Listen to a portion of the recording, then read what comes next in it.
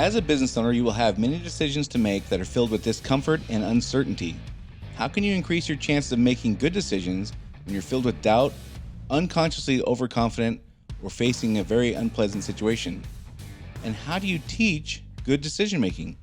In this short series, we will take a look at how you can make more effective decisions and how to go about teaching your company leaders how to make good decisions.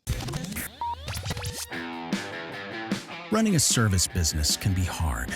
It is not unusual for business owners in industries like contracting, home repair, auto repair, business-to-business services like janitorial, IT and accounting, and many others to feel overwhelmed by all the priorities facing them at any given time.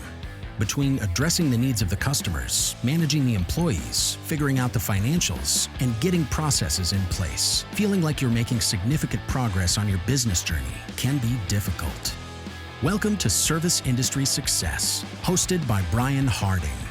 Each week, Brian will look at real-world strategies for building the business you are dreaming of, while also sharing tactics to get through some of the most frustrating parts of business ownership with a lot more ease. Let's get started. So let's start out today by talking about why failure happens when we make decisions. Failure happens for a number of reasons, like failure to act at all, or a failure to act on time. One of the most common ones is just acting without any kind of forethought. Another one is making emotional or erratic overcorrections. A big one is not following up and not following through. So having a solid, known decision-making process can help overcome this. Most people in leadership roles are not naturally good leaders. We've talked about this over the last several weeks. If you pull any large number of people, 100 people, 1,000 people, 1,000,000 people, and ask them what percentage of the bosses they've worked for were good, the vast majority are going to say not very many. It'll probably be way less than 20%, might even be 5%, who knows. Depending on which poll you listen to, they ain't good though. The numbers are not good. People do not by and large think that their bosses and managers and supervisors are good leaders. So how do we overcome this? If you're going to have any freedom from your business, you have to train a leadership team to make decisions so you can go do other things. Freedom could mean taking a vacation once in a while. You just want to go away for a couple weeks and not have to worry about things while you're gone, or not have to keep your phone on, or be worried about the mess you're going to come back to when you get back. Freedom could mean turning over the day-to-day management of your company so you can go do other things. Freedom could be just not worrying about coming back to a mess every time you take some time off. You want to take a 4-day weekend and you're worried about the mess you might come back to.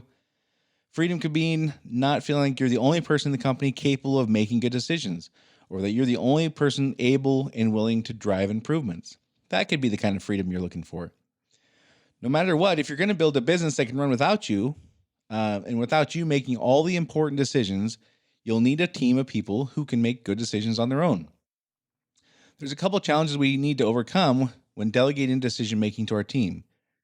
We have to be comfortable doing so, which is one of the hardest things business owners must overcome. One of the greatest challenges business owners have is a desire to be free, but a fear of giving up control. That is probably the number one issue for companies that are growing at any kind of reasonable pace. Part of that's because we know that the people we must train to make good decisions don't necessarily care as much as we do. Listen, it's our business, and they could be very dedicated, very devoted employees. The truth of the matter is, when it's your business, you just care more. You have to. You don't have a choice. This is not something that's a good or bad thing. It just is. You have to care more when it's your business. We also fear that people don't necessarily have all the information we do, which is by and large true. One of the reasons that business owners can't trust people to make good decisions is because they don't take the time to train them about very basic things. What are we trying to build here? What is our company going to look like in 10 years? Why do we exist? What do our customers really care about? These are the kinds of things that business owners generally don't teach, and then they get frustrated that people aren't able to make good decisions. We also fear that people don't necessarily have the experience we do, which again could be true. They don't get the customer complaints. They don't get the emails that are the accolades. They don't have the experience developing a marketing campaign and all the kind of things that you guys have gone through as business owners. So this is true. We fear that people don't necessarily have good leadership skills, which is naturally because we know that from our own experience as employees, most leaders are not generally good. And we are afraid that they don't necessarily have good decision-making skills, which is also true. And teaching decision-making is something I just don't hear a lot about. Um, it's one thing to believe that you've worked for a number of people who cannot make good decisions and simultaneously think that you are the exception and you're good at that, which could be. But it's something else entirely to assume that people you're going to promote are going to be good decision makers also. It's not something that is necessarily people are going to be good at. They could be, but it's not necessarily something you can count on people being good at unless you train them. And training people to be good decision makers is just not something that is commonly talked about. For those of you who want to build a business you can completely step away from, whether through a succession plan or because you want to pursue other things in life you love, like sailing around the world or starting a charity or retiring or starting another business or creating your real estate empire, you specifically are going to have to train people to do everything you do right now. In the path from where your leadership team is now, wherever that is, they're likely probably making small decisions in a very controlled environment to eventually running the show and doing everything that you do today. The bridge between the point where they're at now and that ending point of they're doing everything is learning how to make good decisions on their own. This is different than learning how to handle situations that may arise, like customer complaints or employee issues or process failures or sales and revenue challenges. This is different than that. We don't only want to, like the old saying, you give a man a fish, you feed him for a day, you teach a man to fish, you feed him forever. This is kind of that same thing. What we don't want to do is spend years having our leadership team and our future leaders experience, well, this is what happens when you have a customer complaint, and here's what happens when you want to change a process, and here's what happens when you have this employee issue. And we give them these fish one at a time over many years, and they develop a catalog of information on what to do in certain specific instances, but we've not trained them how to make decisions. We've not trained them how to weigh factors and how to go about making a good choice and following through and following up and all these things that really matter in making good decisions. These are the skills we have to teach them if we want to have a reasonable we want to have a reasonable hope that they're going to do a good job of making good decisions when we're gone. We have to teach them how to make good decisions. We don't only want to give them a fish one at a time, like I said, over a long period of time, where they're really only learning how to apply our values and balance the needs of the customer, the company, and the employee. We got to teach them the skills and the process of making decisions. So the next thing we have to get them to understand and get ourselves to understand is that everything we do is a process. Everything. Riding a bike is a process.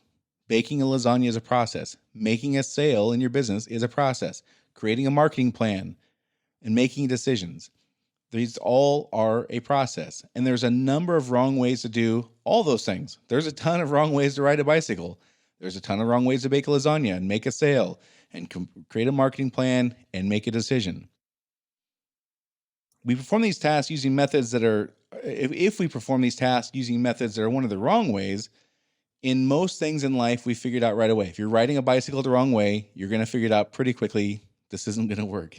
If you bake a lasagna the wrong way and you use ingredients like peas and lettuce and rhubarb and strawberry jam or whatever it is, you're going to find out pretty quickly that that didn't work, that the process is broken. When you're cooking, you follow a recipe so you can determine exactly, or you predetermine the outcome you want, and you follow a recipe which is a known path to get there. In business, it's not like that always. You could be making a wrong choice, you could be heading down the wrong path, you could be following the wrong process, and you may not know for a very long time. If you have a marketing campaign that's not working, all you can really know maybe is that the phone isn't ringing. You don't know specifically what the problem is right away, as like you do in other things in life. You're not able to put your finger on it right away. So you want to be able to make sure we teach something that we don't have to assume is going to work or not work. We know this is going to work. We want to teach a process for making decisions that we know is going to work. A poor decision-making process is definitely something that we could have a very negative impact on our business if we're going about doing it the wrong way. But how often do we really make sure we're following a decision-making process that isn't one of the wrong ways to do it? What if there was a recipe for good decision-making? And I think there is, and I'm going to share mine with you. You can certainly alter this to suit your own needs and your own style, but there's some critical elements that we're going to be covering that are often overlooked and which will predictably result in poor decisions or initiative failures. We're going to talk about things over the next few episodes. There's going to be a 3-part series. We're going to talk about all the different steps that go along to making good decisions. And I'm going to, my goal is to deliver this in a way that you can teach it to your leadership team and in a way that they will understand. So the first thing we gotta talk about, step one in my leadership or my decision-making process, is objectively assessing the qualifications of the decision maker. Now, this can go two ways. Last week, I mentioned Aristotle and his talking about virtue being the golden mean between two extreme behaviors, one of deficiency and one of excess. When putting ourselves in charge of anything, we must make decisions with confidence. Now, that's not the same thing as making decisions with ego or overconfidence or hopefulness or even hopelessness. We want to strive for the mean there, which is confidence. So some very extreme, some common extreme examples would be, here's some hopelessness or hopefulness. You would say or think things like, I'm not sure what to do here, but I own the business, which means I'm supposed to know what to do. So I guess I'll just go with it. I'll just go ahead. Another thing you might say is, other business owners appear to know what to do, so I guess I'll just make a decision and hope for the best. Those are kind of the hopeful or hopeless ways of approaching decision making. The other end of that extreme would be ego or overconfidence, and that would sound like you saying or thinking things like, I'm in charge and I proclaim this is going to work, therefore that's the way it's going to be. And you certainly work with people who've had that kind of mindset, and you've probably also seen how that works out. Another thing that people with overconfidence or ego might say or think is, everyone else has this figured out, so it can't be that hard, and we just move ahead, right? So we don't want to have either those hopeful or hopeless or overconfident approaches. Clearly, neither one of those would likely produce a very good outcome. But maintaining confidence can be pretty difficult. No question, you're going to have to make decisions where there isn't a clear good option. So how should we assess our own qualifications to start out with confidence rather than ego or hope? And it's simple. How would you assess another person's qualifications to perform any task? If your neighbor's 12-year-old asked if they could mow your lawn, how would you assess their qualifications? You'd probably ask yourself or ask them, have you ever mowed a lawn before? And this is an important qualifier. Have you ever mowed a lawn before with a successful outcome? Have you done this well? Not just have you done this, but have you done this well? And obviously, more successes are better than just one success, etc. So if a person has done a task without a successful outcome, they will at least know some of the pitfalls to look for. But if they've done it with many successful outcomes, they're more likely to know more of the pitfalls to look out for. And that's really what we got to figure out is, do you know when things are going right and you know when things are going wrong before we get to the end result?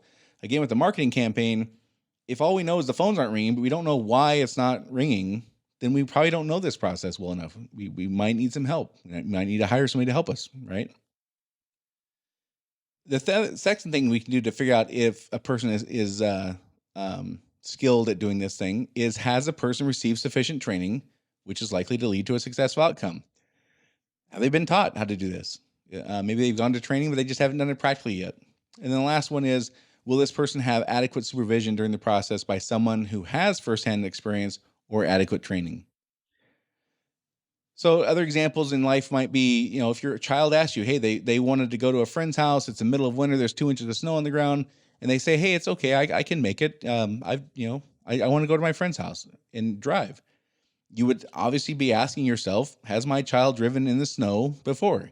If the answer is no, then they're probably not going to go. You're probably going to want to train them. You're probably going to go ride along with them while they drive in the snow the first time. If you live in Wisconsin and this is something they do every third day in the wintertime, then you're probably going to say, yeah, no problem, go ahead. That the experience that they have would dictate your ability to trust them to make good decisions. If you're building a fence and your brother-in-law comes over and tells you that you're doing it all wrong, one of the things you're probably going to ask is, how many fences have you built? Are you qualified to be giving me advice in this thing?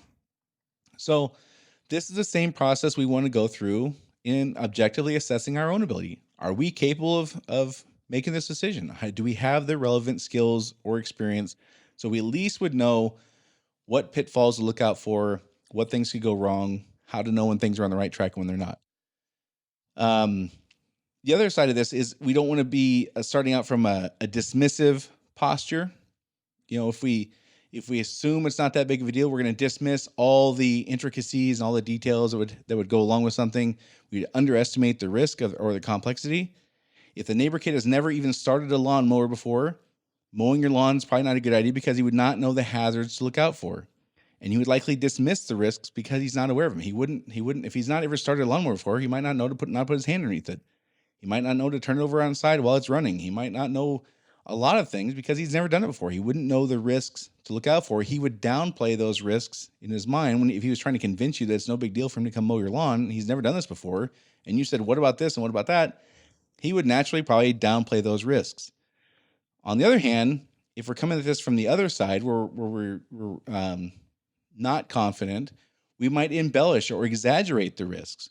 We might talk about how it's just impossible to overcome certain obstacles. We might talk about how this is just going to be too hard. And then we can ask ourselves, well, listen, if you've followed other recipes before, you can probably tackle making a lasagna. If you've done other similar kinds of things and you've had reasonably good outcomes, then you're probably qualified to do this better than you think. If I'm nervous about turning over a lot of responsibility to someone so I can focus on growing my business, but I've successfully hired and trained other employees before, well, then you can have a reasonably good belief that you're going to have the ability to hire and train people to do leadership roles. It's the same training process. You're just training different information. You're training different material. If you've had a reasonably good success rate at training people to do different things before, you can train somebody to do this. So, look at what you've accomplished already. So my point is we don't want to be assuming that we know a lot and diminishing the risks and liabilities and challenges.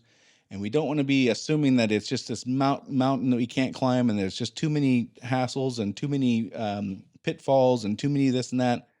We could just ask for, well, listen, you haven't done this specifically, but if you've done something reasonably close to it, that would give you a good chance of being successful.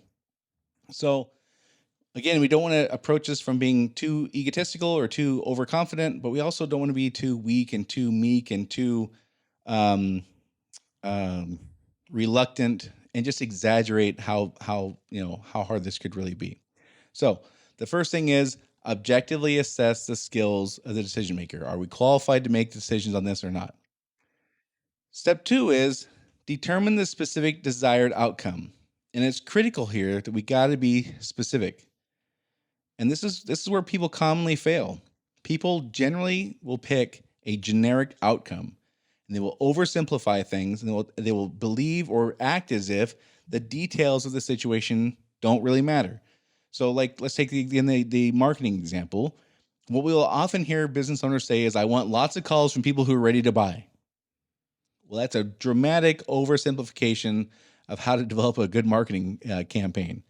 We should be asking things like, how do we reach these kinds of people with this kind of need and demonstrate that we have the ability to solve their problem and give them a compelling reason to buy from us instead of brand X? That's an approach we should take versus, I want to have lots of people call who are ready to buy. Hiring is another good example. We need lots of good employees with lots of good experience. That's a dramatic oversimplification, but it's something you hear very frequently from business owners versus we need to reach these people who are trying to solve this problem with their employment, demonstrate our employment solves their problem, and give them a compelling reason to apply it at our company instead of brand X. Those are specific goals. You've heard the term SMART goals. That's what we need to aim for. We cannot aim for generic goals. Most bosses will say things like, we need to do this better. We need to improve X. What the heck does that even mean? And how could you have any kind of reasonable expectation that people will get on board supporting an effort you can't define? And will only be attained when the boss declares it so. You'll just magically walk in one day and say, okay, we've met our goal. People are not going to get on board with that. So we have to have specific goals. If we're hopefully or hopelessly picking the outcome, we have too many details, we overcomplicate. In hiring, it would sound like finding good people is just impossible, or who has the time for training, or interviewing is just so time consuming, and people don't even show up for interviews. You hear this a lot in the accounting world. I don't understand revenue versus sales, and what's the difference between gross margin and gross profit, and who knows what the expenses as a percentage of revenue are supposed to be, and who knows what my cost of goods are sold are supposed to be, and who understands cash flow and balance statement, all the numbers, and it's just too much. Well, yeah, until you just say, hey, I'm going to learn how to read a P&L. And I'm going to give myself until, March 31st to do it. And I'm going to read a book on how to, what are the most important things I need to take a look at. Or I can find podcasts or YouTube videos or talk to my CPA and learn the fundamentals. And then I'll go to the next step. And then I'll go to the next step. We don't have to overcomplicate things and approach things from being hopeless or hopeful. Hopeful would sound like, I hope this gets better someday. Or someday I hope we find the right employees. Or I hope the labor market changes someday. These are ways that we approach things with hope rather than confidence. And we can only take action when we have a specific goal. So if we say things like, we're going to take our close rate from 86% to 93% by February 28th of 2022, that's a very specific goal that people can get on board with. If we just say things like, we need to improve our close rate. Okay, now what? That's just not something people can get behind. We can say things like, we're going to increase our revenue by $3.5 million in 2022 over 2021. That's a very specific goal that people can get behind. We're going to reduce our warranty calls from 16 a month to 10 a month by whatever date. Or we're going to get 25% of our customers to give us a 5-star Google review starting on this date. Those are specific goals versus just saying we need more 5-star Google reviews. Well, what does that even mean? How can anybody even get behind that? So that's the 2 steps we're going to cover in this episode. We're going to cover more steps coming up. So the first thing we've got to do is, in the whole decision-making process and understanding why this matters, is accept that many failures happen because we're not consistent. Many times we don't have a clear vision of what we want to accomplish. We don't have clear goals. We say nebulous, general things that people just can't get behind. And we don't follow a functional decision-making process, which is proven to give consistently good results. We have to recognize that most managers and other bosses are not naturally good leaders, and it takes conscious work to become a good leader. So we may not be naturally good leaders when we start out. I wasn't one. I was terrible when I started out. I really was not good at leadership when I started out. It took me some fantastic mentors and dedication and a will to improve. I was not naturally good at it. One of the things that we can do to set ourselves up for failure is just assume that we're good at this stuff. We have to put deliberate, conscious effort into it. We have to understand that everything we do is a process. You have, and your leadership team has, a decision-making process. You have one right now. You may not consistently use it. You may not even know what it is, but you follow a process today. Whether you're aware of this or not, you follow a decision-making process. You may not follow the same one every time, but every time you make a decision, you are following a process. If we want to have freedom from our business, we have to train our leadership team to make decisions in a way that we will approve of and we will trust them so we can go do other things. We have to be comfortable doing so, trusting them to make decisions, which is one of the hardest things that business owners must overcome. It's incredibly hard to trust somebody else with your baby, and your business is your baby. One of the things we can do to enhance our ability to trust them is teach them how to make good decisions and teach them a process to follow every single time, which we know is going to yield positive results. So having confidence that they are capable of making good decisions will help you step away from the business. Take a 2-week vacation, or take a 4-day weekend, or delegate decisions so you can focus on other things, or whatever is the case in your business. You have to be able to trust people to make decisions. You can delegate decisions so you can go do other things. You cannot do that if you don't trust their ability to make decisions. When you're cooking, you follow a recipe because you know the recipe was going to produce the outcome you want. Decision-making, following a process for decision-making is no different. If you get a decision-making process you like and you trust, and you follow it every time, you will know the results are going to be what you want. When putting ourselves in charge of anything, we must make decisions with confidence and not with ego or hopelessness or even hopefulness, or either one. And step 1 of the decision-making process is objectively assessing the qualifications of the decision-maker. Has this person performed this task before, or a similar task with successful outcomes? Have they received any kind of training? Will they have any kind of oversight? Will they have somebody helping them? Will you hire somebody to help you guide you through this process? We don't want to be too full of ourselves and downplay legitimate concerns. We don't want to be too fearful and exaggerate the obstacles or consequences. Step 2, determine the specific outcome we're looking for. We got to be specific. Most bosses are going to say things like, we need to improve this. We got to do better. What the heck does that mean? You can't expect people to get behind you if you can't clearly define the goal. We don't want to overcomplicate things. We don't want to say things like hiring people is too difficult and people don't show up for training or interviews and who has time for training and blah, blah, blah. We don't want to say things that are hopeful, like I hope this gets better someday. We got to have specific goals. Taking a close rate from 86 to 93%. Those are the kind of specific goals we're talking about. So that's the first 2 steps of our decision-making process. We're going to get into the next 2 episodes. We're going to talk about the rest of the steps for this. So by the end of the next 3 episodes, you'll be able to have a process you can teach to your leadership team and take them down step by step on how to make good decisions. And you can start with very small things and work your way up to very big things. That's the beauty of this. So That's it for this week. If you haven't had time, please subscribe to our podcast. That would be awesome. If you have a friend or a colleague who's a business owner in the service industry, please take a moment and share this with them. Our ratings are going up. The last couple months have been really exciting. We're reaching tons of people in like 10 different countries now. That's fantastic. Thank you for your help in sharing this and promoting it with your friends. If you have time, please give us a rating and review. Make sure you subscribe. And that's it for this week. And I'll talk to you all next week.